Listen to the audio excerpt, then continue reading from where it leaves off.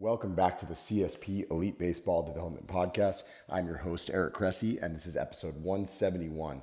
Back after a lengthy hiatus from the podcast, just to regroup, gather my thoughts, and stockpile some content for this new season. And I don't think it's going to disappoint. We've got some really good guests lined up, from players to coaches to sports medicine professionals, and also just some solo episodes, including the one that I'm doing today. And I think this is a topic that I'm probably long overdue to cover. I've hit on it in maybe little bits and pieces in previous episodes, but it's something I want to dedicate a lot more time to today.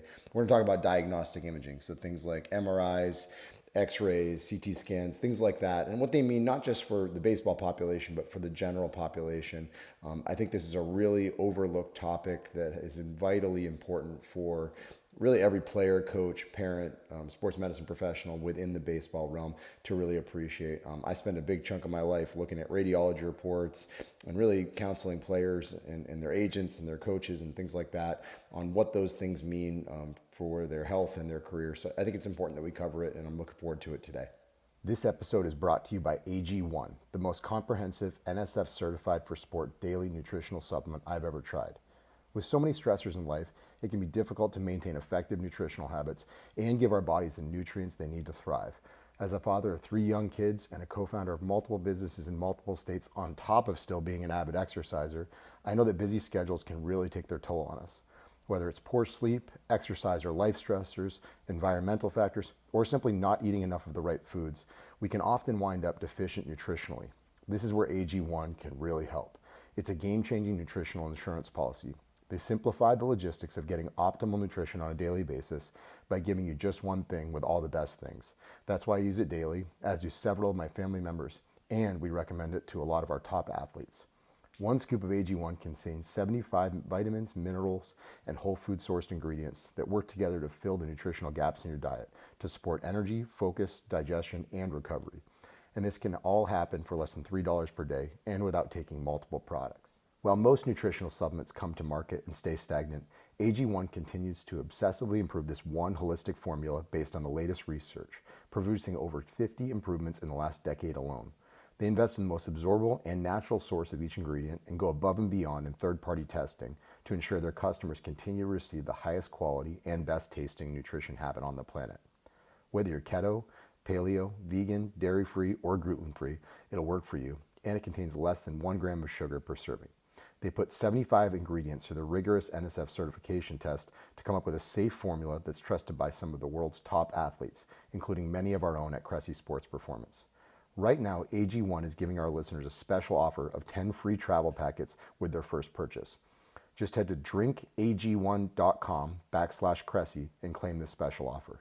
These travel packets are perfect for supporting your immune system, energy, and gut health while you're traveling for games, training, or simply on the go. They can be great counterbalance to the less than ideal on-the-road food options that are out there for a lot of our traveling baseball players. So if you want to bridge the gap between deficient and optimal and give yourself the best chance of getting nutrient diversity, head to drinkag1.com/Cressey to get 10 free travel packets with your first purchase. Again, that's drinkag1.com/Cressey, Cressey. You won't regret it. Today I'm going to be talking about diagnostic imaging, so X-rays, MRIs, CT scans, as they relate to not just baseball players, but the general population as well. And I think it's really vital on the front end that I emphasize I'm not a radiologist. I am not an orthopedic surgeon who looks at films all day. People go to school for a long time to interpret those things. And really what I am is I'm a guy who spent a lot of time looking at radiology reports, interpretations of those scans, and tried to put them into context for injured or healthy players and parents and coaches who are trying to discern what they all mean. Because sometimes you get a radiology report and it's a collection of different things that are thrown at you and you're trying to figure out what's clinically significant, what's not. And I think that's a really good place to start. But do appreciate that MRIs, X-rays, CT scans, these are all vitally important pieces of the diagnostic puzzle. So you definitely need them, and they're really key for helping athletes get the information they need.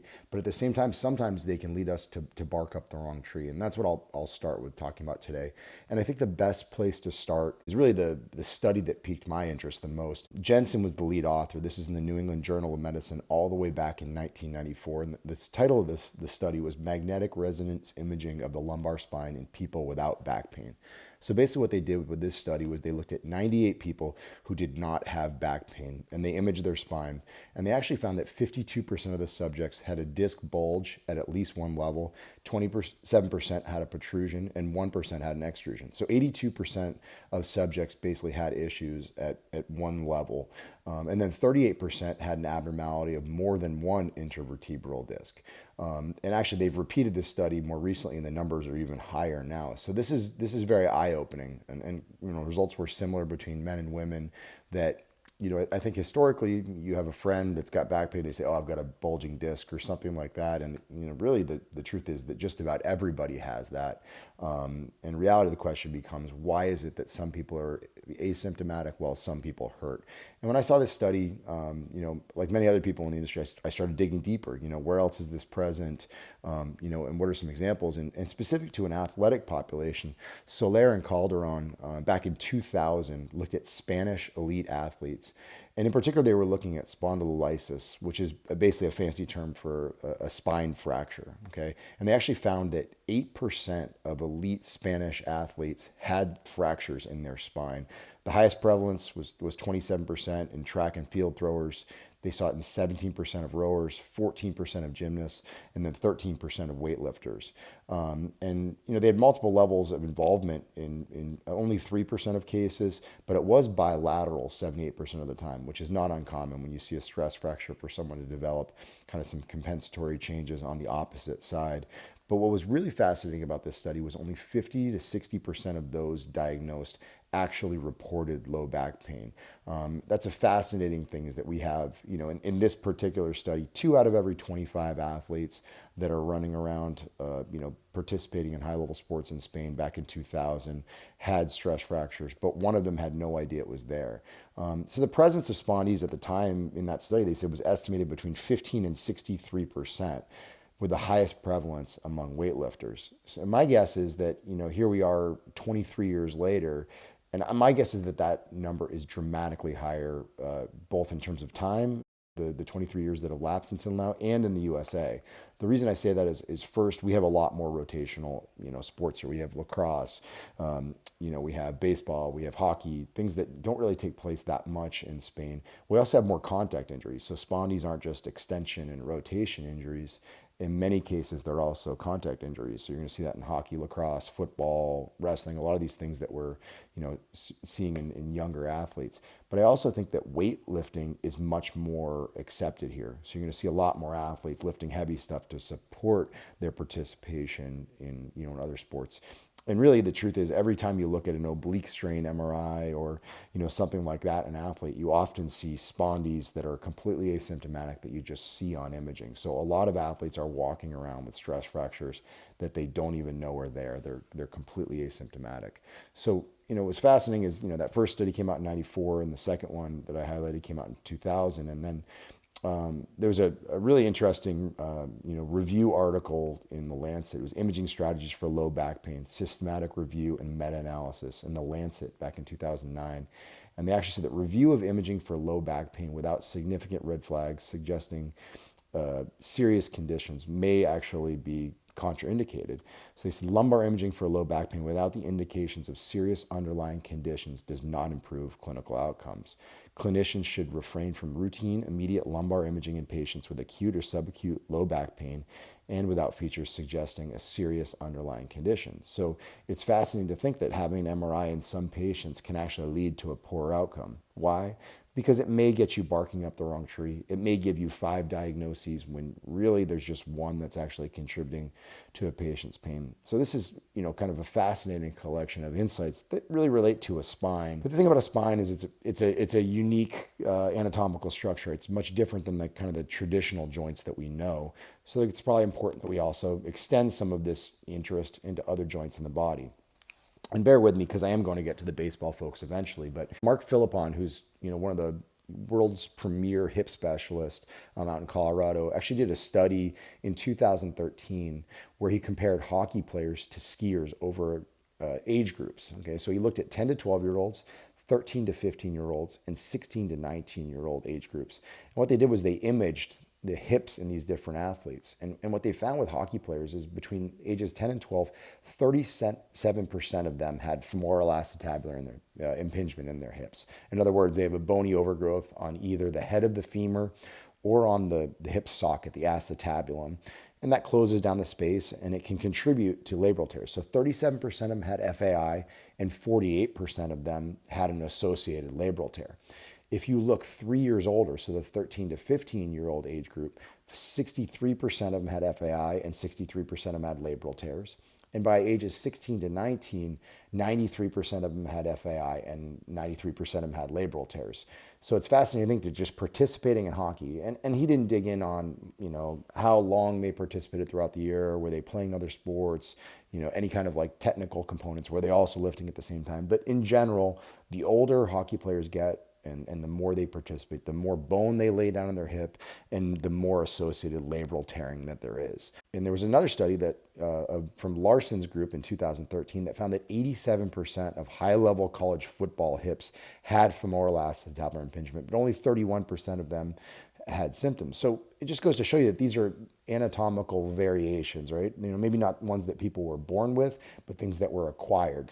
They're structural deviations from normalcy, but not all of them need to go have surgery. So sometimes we do these, diagnostic interventions to get a look at a joint, and they may have some changes there that don't necessarily warrant, a surgical intervention. Taking it a step further, looking down to the knee. This is a study I actually talk about a lot. It's a Scandinavian study that came out in 2000 from Cook's group, patellar tendinopathy in junior basketball players, a controlled clinical and ultrasonographic study of 268 patellar tendons in players aged 14 to 18 years. So what they did was they took 134 elite junior basketball players, so that's 268 total patellar tendons, and they asked them, hey, how many of you have anterior knee pain? Something that actually would make us think that you have a patellar tendinopathy. And there were only 19 tendons out of the 268 that presented clinically with symptoms of tendinopathy. So in other words, the players said, hey, I have an anterior knee that's really barking at me. So what they then did was they went and they ultrasound tested basically every one of those 268 tendons just to see what could happen. And they found that 26% of all the tendons could be diagnosed with tendinopathy based on the degenerative changes. So really what we're saying is for every one that actually gets diagnosed because of symptoms, there are probably 3 more that are overlooked. Maybe these are people that are right on the cusp of having symptoms, or they just understand how to distribute stress and those symptoms never quite reach threshold. This isn't uncommon in people who have tendinopathy. They might have, days where it's really cranky because they did a lot and days when they do a little bit less and it doesn't bark quite as much. But I would say that if you take an older population or a more heavily overused population, and these numbers are going to be substantially higher, right? That's why we see more, 60-year-old people who have chronic rotator cuff discomfort, when they go to sleep at night or first thing in the morning when they wake up. And this is actually reflected, if we look at the research on older adults. So Schur et al. Did a study in 1995 where they did MRIs of 96 asymptomatic subjects. And they found that there were rotator cuff tears in 34% of cases and in 54% of people over the age of 60. Miniachi's group in 1995 did MRIs of 30 shoulders under age 50, and they didn't see a single completely normal rotator cuff. And 23% of them actually had evidence of partial thickness tears. This is a not surprising thing, but we're talking about the general population, people just aging, things like that. And we're on a baseball podcast, so I think we need to figure out how we actually, relate this to a baseball population. And there are 2 studies that are from a little bit further back that I think we should really consider. The first one is Miniachi, who I mentioned before. He did a study, magnetic resonance imaging of the shoulder in asymptomatic professional baseball pitchers. It was in the American Journal of Sports Medicine back in 2002. And they looked at 40 professional pitchers and they did imaging on them. They were asymptomatic, and they found that 79% of them, so 20 out of the 40, had abnormal labral features. They were just looking at the labral in this conversation. They found that magnetic resonant imaging of the shoulder in asymptomatic, high-performance throwing athletes reveals abnormalities that may encompass a spectrum of non-clinical findings. Connor's group in 2003 looked at 20 asymptomatic tennis and baseball players, and they found that 8 of the 20, so 40%, had evidence of partial or full thickness rotator cuff tears, and 5 of the 20 had evidence of a Bennett's lesion, which is kind of a speed bump the rotator cuff needs to go over. So all these reactive changes are taking place in baseball shoulders, and the evidence does suggest that it progresses, and I'll talk about that a little bit more in a second. But that's professional pitchers. So let's step back and look at some of our younger athletes. Del Grande et al. In the Journal of Computer Assisted Tomography in 2016 did a good study looking at non-symptomatic professional baseball pitcher draft picks. Okay, so they looked at the dominant shoulder of 19 asymptomatic pitchers who were drafted prior to their contract signing, and they had 2 different radiologists independently review these imaging studies. They found that 68% of them had rotator cuff tendinopathy. 32% of them actually had a partial thickness tear of the supraspinatus. 21% had AC joint arthritis. 53% of them had some evidence of a previous mild, moderate, or significant glenohumeral subluxation. 79% of them had some kind of glenoid remodeling, so that's the socket. 21% of them had Bennett's lesion. And so I think it comes back to these numbers are probably significantly higher in throwers. So pretty much everybody that gets drafted, if you look at a shoulder, has stuff that's going on in that population. And what's really intriguing is this Lesniak study in the American Journal of Sports Medicine in 2013. They looked at another 21 asymptomatic professional pitchers from a single MLB organization. And what they did was they did preseason MRIs of their dominant shoulder between 2001 and 2010. And keep in mind that those times are very significant. Guys did not throw as hard back in 01 through 2010 as they do now. And they basically made sure that they had nobody that had a disabled list in the 2 years before that MRI. And the mean age at the time of the MRI was 29 years. They ranged from 20-year-olds all the way to 39-year-olds. 11 of the 21 asymptomatic professional pitchers had a rotator cuff tear. 9 of them were articular surface tears, so partial thickness, kind of classic internal impingement diagnoses. And 2 actually had full thickness rotator cuff tears. So think about that. You have 2 people out of a group of 21 professional pitchers. So call it roughly 10% of guys pitching in the big leagues have full thickness rotator cuff tears, and they're completely asymptomatic.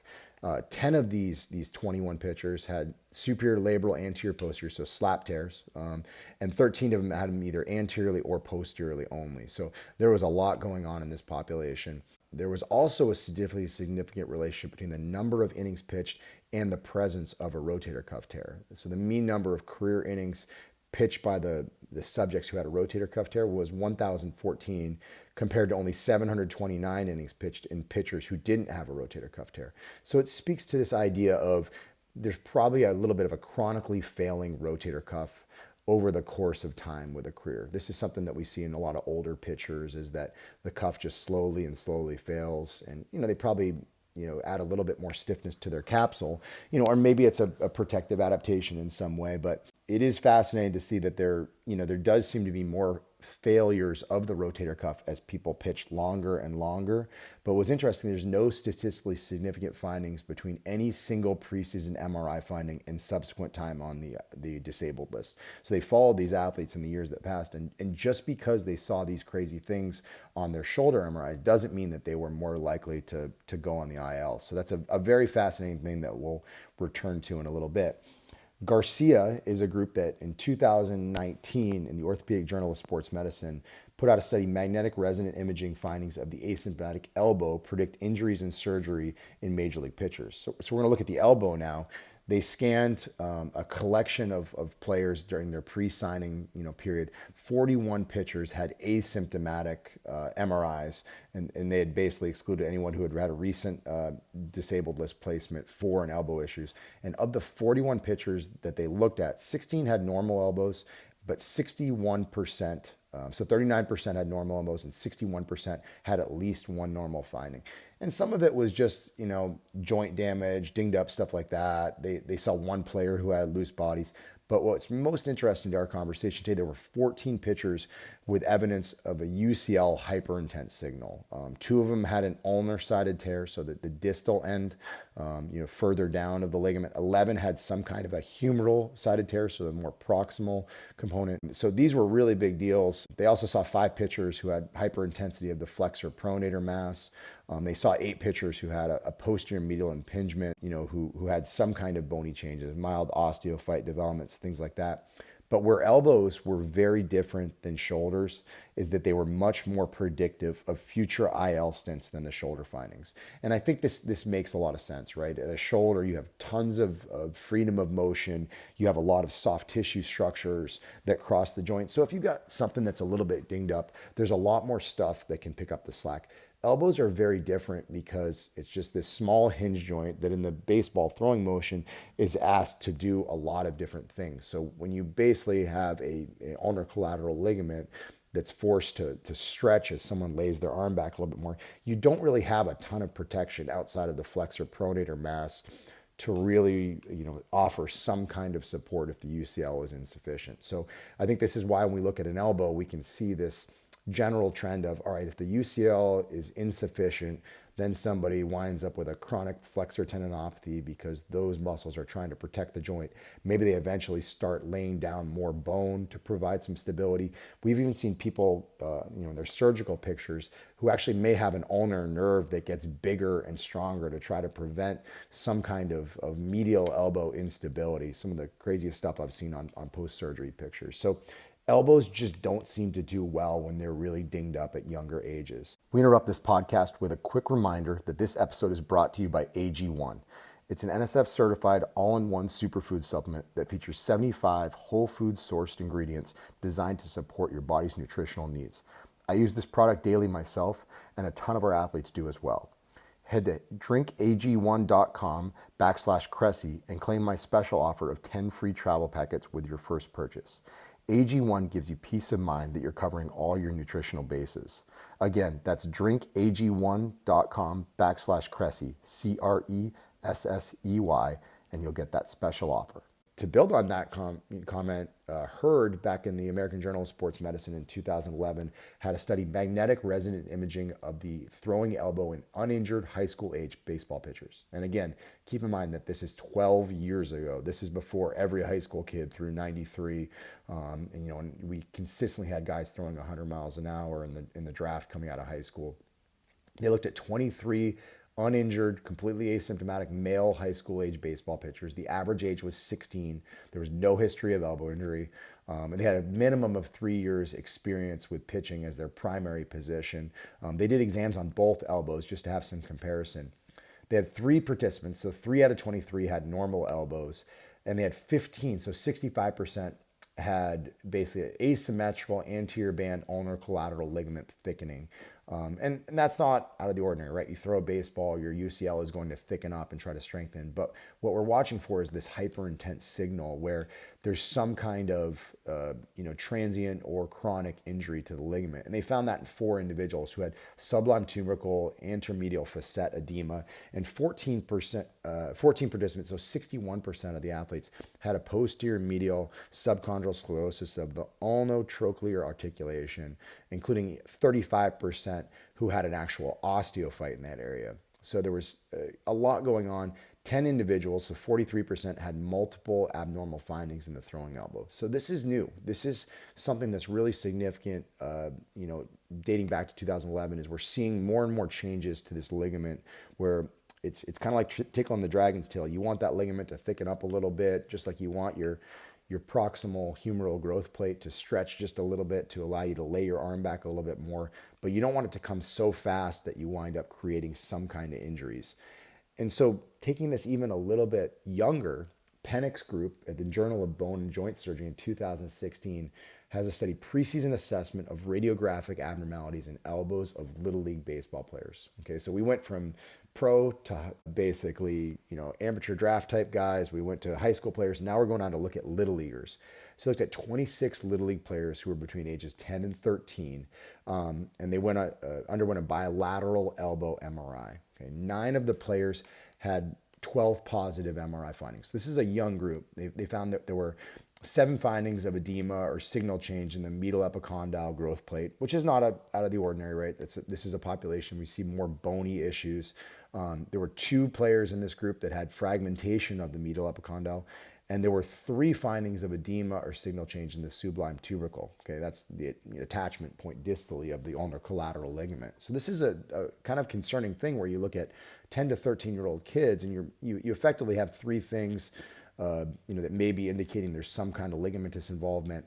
But there was a really kind of intriguing takeaway from this study is that when you go and you look at these players, they wanted to follow up and see what was it that predicted these positive MRI findings. What were the things that made us more likely to see a 10 to 13-year elbow that was dinged up, dominant side compared to the non-dominant side? And the 2 factors that were associated with the positive MRI finding were year-round play. So 47% of the year-round players had changes in their elbow compared to only 11% of non-year-round players. And then working with a private coach. So 71% of players who worked with a private pitching coach had changes in their elbow compared to only 21% in the non-injured group. And they found that in this group, a history of pain was associated with year-round play and a private coach. I'm not saying private coaches are bad. We have private coaches that work at Cressey Sports Performance, and we want to make sure that we do our best to set people up for success. Unfortunately, not a lot of private coaches are having hard conversations about how to structure a competitive year, when to get time off. But we do know time and time again that year-round sports participation is associated with having problems, okay? Now, I want to build on this just a little bit more to make my point even more significantly.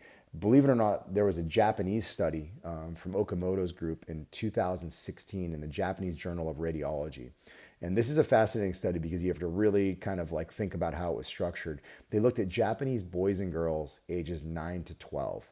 And this is an exact quote: players who were not actively playing because of elbow pain or tenderness at examination were excluded. Players who had a past history of elbow pain or tenderness but no symptoms at the time of the examination were included. So basically what they're doing is they're taking out any players that they know have elbow issues. These are the kids that are already broken and not participating, or kids that they know are throwing through elbow pain at an existing time. So they just looked at kids that they thought were completely healthy. And this is boys and girls ages 9 to 12. And they found that 42% of them still had some kind of UCL damage on MRI, and the number actually jumped to 63% in pitchers. So we think things are bad in our youth population in the US, and in reality, Japanese players are significantly worse. And to kind of piggyback on some of the year-round participation and private coach side of things, in this study, the average training hours per week was 12 hours and 48 minutes with a standard deviation of 5 hours and 18 minutes. So what does that mean? Let's assume kids practice, 6 days a week. That's roughly 2 hours and change of practice each day for kids 9 to 12, which in and of itself doesn't seem super crazy. But when you have a standard deviation of 5 hours and 18 minutes, you're basically pushing that number up over 18 hours a week of practice for 9 to 12-year-old baseball players who are skeletally immature. And sure enough, you do that much volume, that much consistent throwing. We hear the lessons about like the marathon bullpens in preparation for the Japanese competitive season. They are fundamentally changing ligaments at a really young age. So what happens? These kids get bigger, they get stronger, they become professional pitchers, and they often wind up with issues. We don't hear about them quite as much because it's just not as accepted in Japanese culture to report injuries, and they may not have the same sports medicine resources that are taking place here.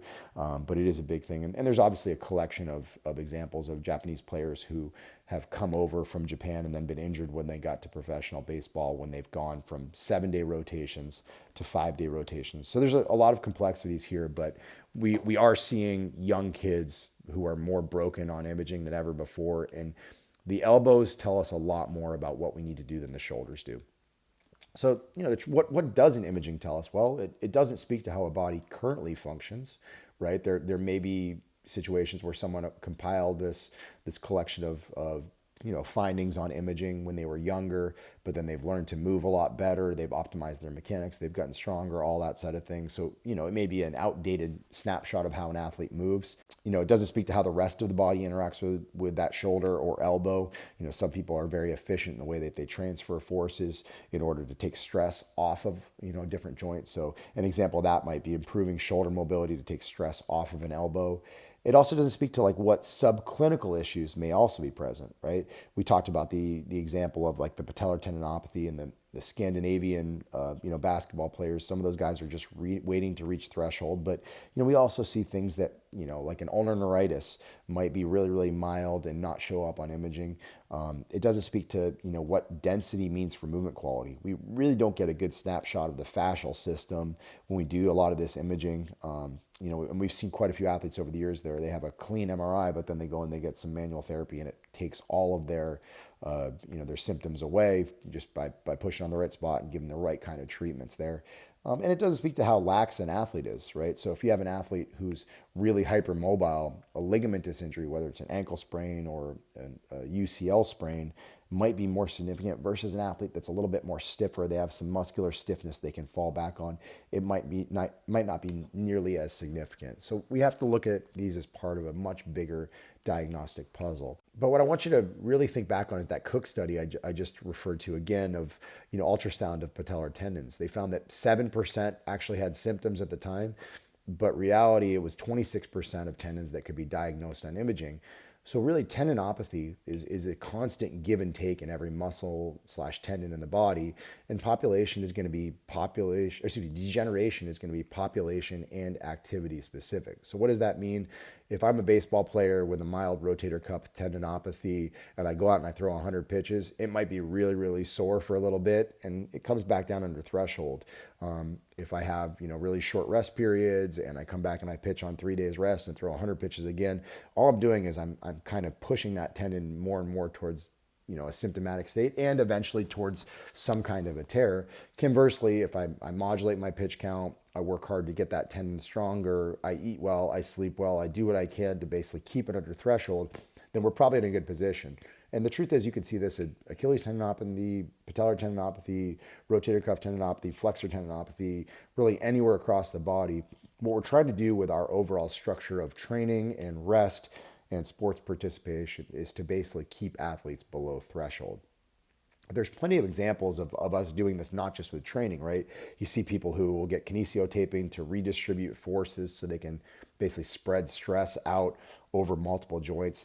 There are times when, we do like retest with some of our athletes where something hurts and then we reposition them and it takes away all their symptoms. Like looking at, basically shoulder abduction. We take an arm overhead and they pinch on the top. We guide them into a little bit more scapular upward rotation and good things happen. So just understanding how high level movement competency can work to reduce the likelihood that symptoms will reach threshold is a really important part of the training process. Unfortunately, we're in an era where people sell out so much for specificity that we see a lot of circumstances where people just keep banging their heads against the wall and pushing into their symptoms. I also talk to our athletes a lot about active versus passive restraints in the body. So active restraints would be muscles, tendons. These are things that actually get stronger in response to training stress. You could actually make the argument that bone does as well. We develop bone density when we strength train or participate in weight-bearing exercises and things like that. And there's certainly evidence to show that there is greater bone density in the throwing humerus, like on the dominant side in baseball pitchers. And then we certainly have passive restraints, things like the meniscus, the labrum, the discs. Ligaments are probably somewhere in the middle. Your ligaments can adapt, but not nearly on the level that tendons, muscles can. But I always tell people that, when the active restraints aren't doing their job, whether it's from a strength standpoint, from a tissue density standpoint, from a range of motion standpoint, you're going to create more stress on the passive restraints, or the active restraints themselves might get into trouble. So if you lose range of motion, you might be more prone to a muscle / tendon injury. So what does all of this collectively speak to? Well, there's a few things in play. The first thing is, I think it's vitally important to not just have a medical diagnosis, what you would get from the imaging, but I think you also need to make sure that you have a movement diagnosis. And this is something I've talked about a lot in previous seminars and written about in various articles. Is Shirley Sarman is someone who's been a really impactful physical therapist. across the health and human performance industries. And she's talked a lot about, making sure that you have a movement diagnosis. So this isn't just a guy with a rotator cuff tear. This is a guy who has scapular downward rotation syndrome or humeral anterior glide or something like that we really need to take into account. And sometimes the medical model may not be well equipped to handle, some of these conditions that are highly variable, right? Not every case of back pain or shoulder pain or elbow pain is presents the same. And in many cases you have, short windows to visit with doctors, and they may not have the time to do a full deep dive on everything that may be going on. So they give you your medical diagnosis, and then you need to follow up with a good rehabilitation professional to give you some kind of movement diagnosis that also supports it. So taking this to our modern challenges, what we're realizing are that injuries are really outpacing sports medicine's ability to keep up. And I think elbows are foremost among all of these injuries. And all the numbers that I've pretty much outlined are dated. These studies took place years ago. We know there's a real gap from the time that research is done and the time it's published. And we know that velocities are surging each year. Major League Baseball Tommy John surgeries are basically going up linearly alongside average fastball velocity in the big leagues. So all the elbows in the professional and amateur baseball ranks seem to be ticking time bombs. So the question then becomes, what is it that's going to change the game for these athletes? And I think there's a few different solutions. The foremost among them is we need to get athletes to skeletal maturity before these adaptations kick in.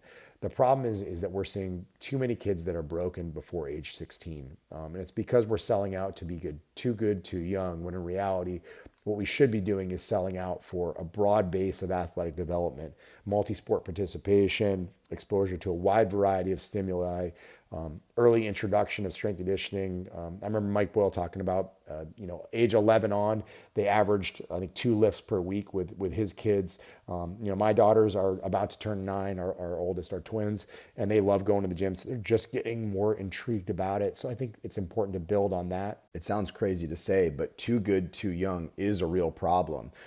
And I don't think it's just a problem from a musculoskeletal standpoint. I think it's a problem from a psychosocial stress standpoint. If athletes are bent out of shape about losing in a 12U tournament and, chasing, rings and trophies at all ages and doing it year round, I think there's a huge, component of putting so much pressure on themselves and burning out that, may actually contribute. We know there's some research that shows that psychosocial stress does correlate to joint loading. So we need to be mindful of that side of things. But really, if we refer back to that aforementioned Pennick study, preseason assessment of radiographic abnormalities in elbows of Little League players, the 2 factors associated with positive MRI findings were year-round participation and working with a private coach.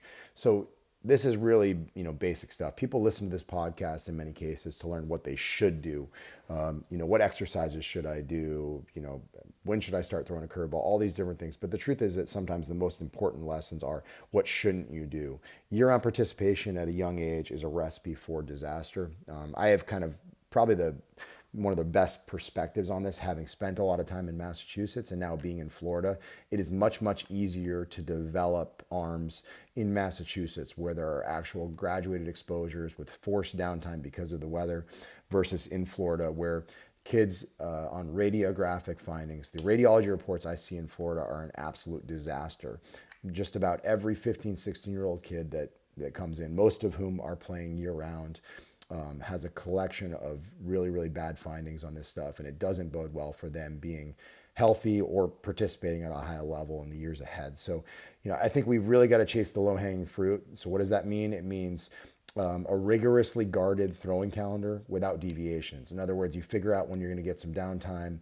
You figure out which events you're going to participate in. You're going to figure out what your yearly innings total is, because if you're a high school kid who throws over 100 innings a year, that's a really big deal. And in the state of Florida, when the season starts in late January and goes all the way up until Thanksgiving, 100 innings happens really, really fast, particularly if you're a good player. So we've got to have a more guarded throwing calendar that just doesn't deviate based on emotional whims.